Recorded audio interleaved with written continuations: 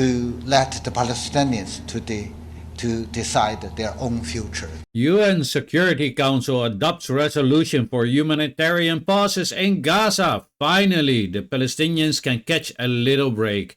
This is your favorite half Chinese, and let's listen to this beautiful news. First, the resolution adopted is really a meaningful step towards the final ceasefire and also the settlement of the conflict. And for that, I should really highly appreciate the strong solidarity and unity demonstrated by the Arabic countries and Muslim countries, and in particular the leading role played by Ambassador Mansour and Ambassador Nusaybeh, and also the great contributions made by other colleagues. I don't believe that without this solidarity, this unity, we can get what has happened to happen. And second, we have adopted a resolution, but we should not simply stop here. There are many things to be done.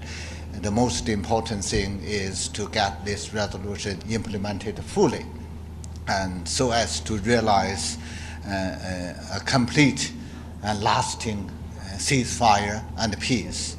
And for that, we need to continue to make our joint efforts. And as the rotating presidency of the Council, we will continue to make along that direction.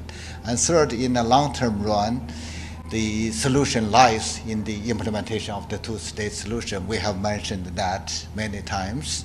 And if we do not want to see the resurgence of such tragic situations, we need to give all the fundamental rights back to the Palestinians and to get the two-state solution realized, and also to let the Palestinians to decide their own future. That's really what I wish to emphasize. Thank you again.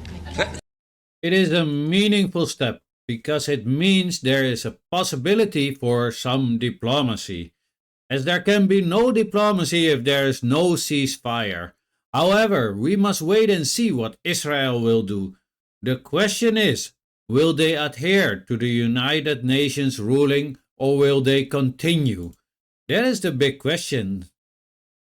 They did reject it, but that doesn't directly mean they will not listen, although those chances are more slim. But we must keep some hope. Notice how he specifically thanks the Arab world and Muslim countries for their effort.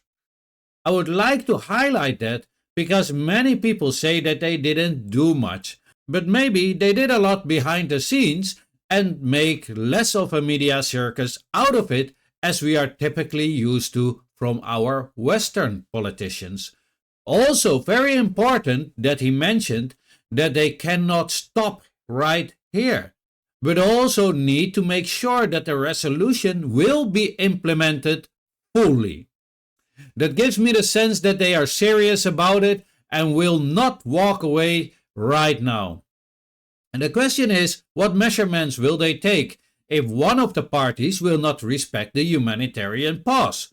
Also worth to remember, he talked about a total ceasefire, but that is probably the goal of the majority of the United Nations. What do you think of all this? Will there be a ceasefire, a total ceasefire? And if not, what will happen? Let me know in the comment section, but please keep it respectful. We are not savages like some others. Anyway, let's listen to this part right here. The solution lies in the implementation of the two-state solution. We have mentioned that many times.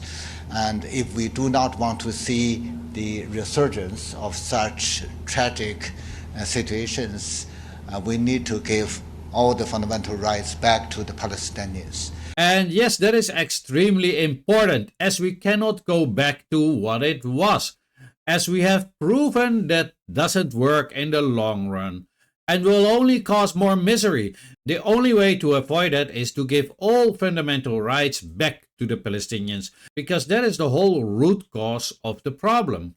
Their rights were taken away in their own territory, and as we know from history, that is a recipe for disaster. And also, why shouldn't they have their own fundamental rights back? It's just crazy that we're talking about it. It's just sad that they sit there and other nations need to put pressure for them to gain independence and freedom. It's 2023, guys. It just makes you wonder, what kind of world have we created? But anyway, my favorite part was to let the Palestinians to decide their own future. it was beautifully said. Let them decide their own future. As beautiful as these words are, it is extremely sad yet again that it must be said. Keep in mind, we cannot stop here. We cannot stop until the Palestinians have their own independent state, a legitimate state with their own government and everything that has to be in a state to function. And obviously, also independence of basic needs. As long as that doesn't happen, this will never end. Please let me know what you think of all this in the comment section, but please keep it respectful. We are not savages, unlike some others. Please give it a like, share, and if you have not yet, then follow. This was your favorite Half Chinese, and as always, have a great day.